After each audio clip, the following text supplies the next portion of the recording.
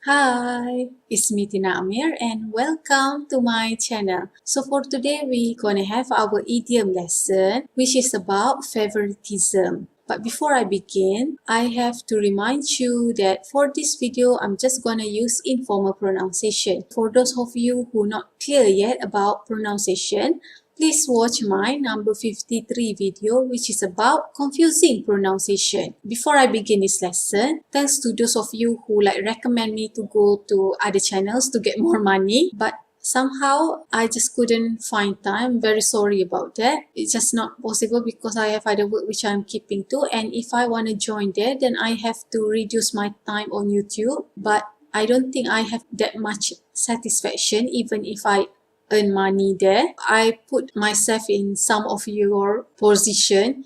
If now you really need help, you really need to prosper and you need to know this language, and you don't have extra pocket money to attend formal classes outside, then of course you need to rely on internet, right? And if people don't make the contents that you need, then it's quite difficult for you. So I imagine like that, and I don't think I will reduce my time on YouTube for now, inshallah. And then it's much easier when you have video. If you are studying too, you can always stop me when you don't understand something and always rewind and again, compared to if you have one-to-one lesson. And if I tell you one thing and maybe you forget about it and have to remind you again, and maybe you also will be tired of it. I think video is the best way to study. Anyway, our topic today is about favoritism. In Malay is pilih kasih.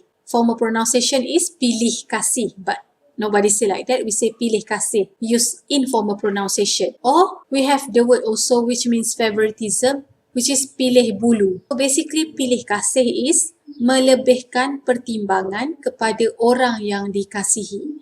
So melebihkan is from the word lebih, which means more. Pertimbangan, when you have, it's like on weighing scale, and you make it more to someone. Kepada is to, orang is people, yang dikasihi, to the loved one. You really being unfair. This is your weighing scale, and you give one side more because you like them better than the rest of the people. In certain cases, it's okay to be favoritism. For example, you have only one best friend, for example. So it's okay for you to treat one friend more than the other friends. Like you give presents for birthday because you not afford to give all your friends presents, right?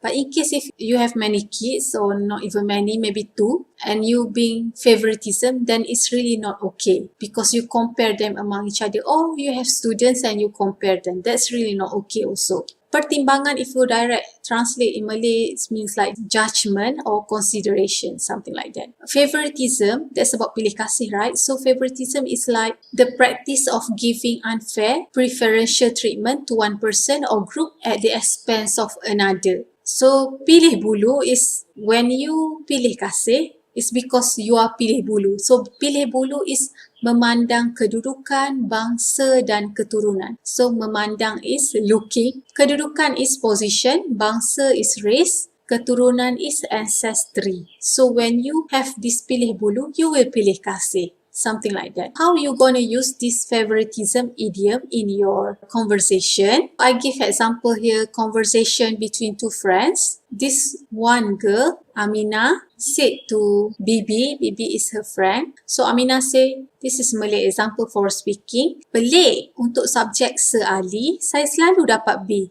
Padahal dengan cikgu lain, subjek sama, saya dapat A. Pelik, untuk subjek se-Ali, saya selalu dapat B. Padahal dengan cikgu lain, subjek sama, saya dapat A. In English, it's weird. For se-Ali subject, I always get B. Although we are the teachers, same subject, I got A. Pelik is weird, untuk is for, subjek se-Ali subjects. Saya, I, always selalu get, dapat, B. Get B, dapat B. Padahal, when you wanted to explain the real thing, so you will mention this word, padahal. It's not really when you direct translate, it's although, but I really cannot find something like exact word like English. Padahal, when you wanted to counter back. For example, you mentioned what happened and then you wanted to counter back and you mentioned another thing which is really contradict. Then you say, padahal dengan cikgu lain, dengan with cikgu lain, ada teacher Subjek sama, same subject. Saya dapat A. I got A. And what this friend said, awak tak tahu ke? Ada cikgu lain recheck paper budak kelas kita minggu lepas. Sepatutnya ramai dapat A dan yang dapat A tak sepatutnya dapat A. Awak tak tahu ke? Ada cikgu lain recheck paper budak kelas kita minggu lepas. Sepatutnya ramai dapat A dan yang dapat A tak sepatutnya dapat A.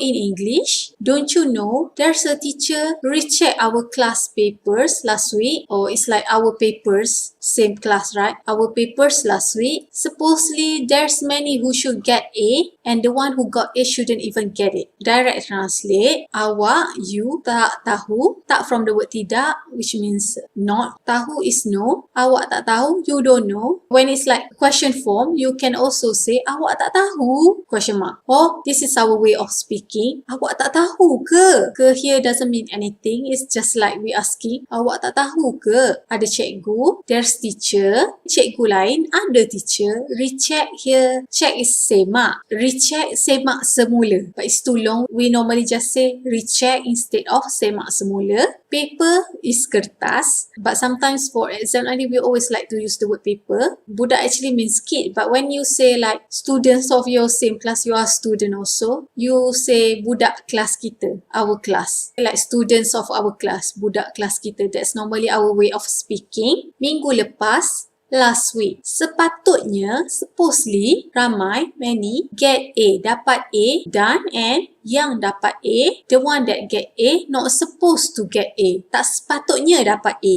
And then, of course, Amina was shocked and said, is it? Ya ke? Ya ke? That's our expression for is it? Ya ke? And then Bibi continue again. Cikgu tu cakap, Lulu sepatutnya dapat B. Tapi kenapa dapat A? Tapi saya tahu seali pilih kasih sebab dia kan pilih bulu. Lulu tu anak orang kaya. Cikgu tu cakap Lulu sepatutnya dapat B. Tapi kenapa dapat A? Tapi saya tahu seali pilih kasih sebab dia kan pilih bulu. Lulu tu anak orang kaya. It means that teacher said Lulu should get B. But why she got A? But I know Sir Ali always with his favoritism. So cikgu tu cakap. Cikgu tu from the word itu, which means that teacher cakap. Cakap means speak or say. So that teacher say Lulu sepatutnya, supposedly dapat B, get B. Tapi, but, kenapa why? Dapat A, get A. But why get A? Tapi saya tahu. But, saya tahu, I know, Sir Ali pilih kasih, as I mentioned about pilih kasih, sebab dia kan pilih bulu, so pilih bulu, pilih kasih comes together. Sebab is because, kan here no meaning, it's just a way of our speaking. Dia kan pilih bulu, or you simply say, dia pilih bulu. Dia kan pilih bulu, dia pilih bulu. Same. Lulu tu anak orang kaya. Tu, as I mentioned about that lesson, so that Lulu, anak orang kaya, anak is no gender. So here is like daughter of rich people. Orang kaya. Kaya is rich. I repeat again. Cikgu tu cakap Lulu sepatutnya dapat B. Tapi kenapa dapat A? Tapi saya tahu Sir Ali pilih kasih. Sebab dia kan pilih bulu. Lulu tu anak orang kaya. This conversation actually my own experience. And I had some experiences in life, like I think quite many. I had to deal with somebody else's favoritism, and of course along the way it's always like it's not an easy journey, to deal with that kind of people, especially if somebody is superior than you and you're just young. And this teacher, I remember him until now because he's like the first teacher who gave me public humiliation. I remember at that time with all of us students in the hall, and suddenly he pointed fingers to me and my friend and said, get out, you talk during my lesson. When I was just quiet, it's actually that Lulu, it's not their name. It's actually that Lulu who's talking. But he always into that Lulu because of her father. I really don't get it. But this teacher is somebody who's really, I think, craving for attention. I don't want to be bad by telling you this story, but it's a real one, even if I tell that still happened. So he's really like boast about himself in class, blah, blah, blah, this and that. He's also like to mention something like, oh, I'm religious one, blah, blah, blah, mention about this. I mean, like a saying in English, actions speak louder than words. No matter how much you boast about yourself, your action will reflect that. So it was really horrible. But somehow during the real exam, when the other teachers from other school mark the paper, then everyone reflect their own grades, you know. It turns out that Lulu really left out, actually. That's the real thing, but he's hiding it because he really favor her just because of her background, which I really don't see anything. I mean, even if you like somebody who is rich, blah blah blah, will you get rich too? Is it infectious? I mean, you still need to live your life according to your way, right? Well, that's another reason why I don't like people call me teacher. As I mentioned, I introduced to you this language as a friend, not as a teacher, because I really had nightmare with some of teachers in my life, and that's also the reason why I don't enroll myself in teaching college. Well, I guess that's all. If you like my video, please check out my Patreon page so that I can have more time to make more videos. And for those of you who supporting me through this medium, I really appreciate that. Thank you very much. For those of you who's watching now, thank you very much too. And see you again next lesson. Bye!